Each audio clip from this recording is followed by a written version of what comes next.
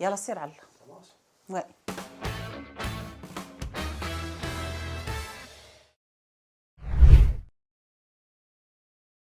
الجزء الثاني من المكتوب بالنسبة لي أنا كشخصية حليمة هو واحد الجزء اللي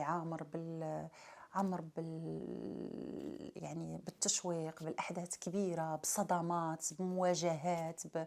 ب... يعني واحد الجزء اللي أنا صراحة أنا خربقني. كيف قلت لك مريت فيه بأزمات، فكنتمنى إن شاء الله أنه أكيد الجمهور غادي يتفاجئ صراحة، أكيد غيتفاجئ. الفرق ما بين المكتوب واحد والمكتوب جوج هو أن في المكتوب جوج الأحداث زادت تطورات. كيف قلت لك كاينة مفاجآت، كاينة صدمات، كاينين مواجهات، كاين كل بزاف ديال الناس كل واحد فيهم غادي يشوف راسو في شخصية. والمكتوب جوج بالنسبة لي أنا هو أكثر واقعية، لأنه غندورو تنعيا غادي نرجعوا للواقع اللي كنعيشوه اللي هو حقيقي.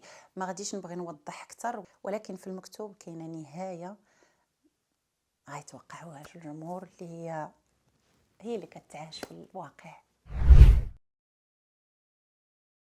هما كاينين مشاهد بزاف ما نقدرش نخبي عليك، ولكن بالنسبه لي انا كنهضر على دوري انا، كاين مشهد بيني وبين بنتي هند بن جبارة اللي هو المشهد الاخر في المسلسل.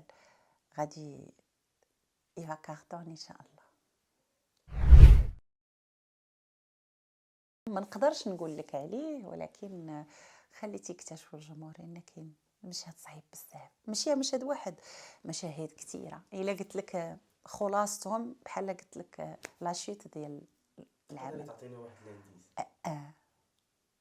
والو كاع.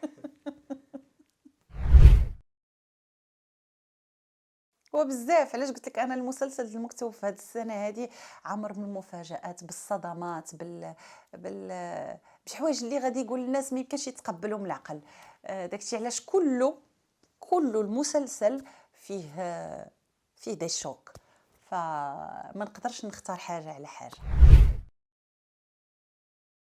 الشخصيه ديال حليمه هذا العام هذا، الشخصيه ديال حليمه اللي تطورت بزاف، اللي الناس غادي يشوفوا غيقولوا حليمه ولا عندها الفلوس ولات كذا، ولكن ما خفيه كان اعظم. المكتوب الممثلين المكتوب هو مفتاح ديال النجاح ديال كثار من الناس. بالنسبه لكثير من الناس اللي كتفرج، المكتوب هو قصه بزاف ديال الناس. كنقول للمشاهدين رمضان مبارك سعيد، وتابعونا ان شاء الله في المكتوب جوج على القناه الثانيه دوزيام. رمضان مبارك سعيد.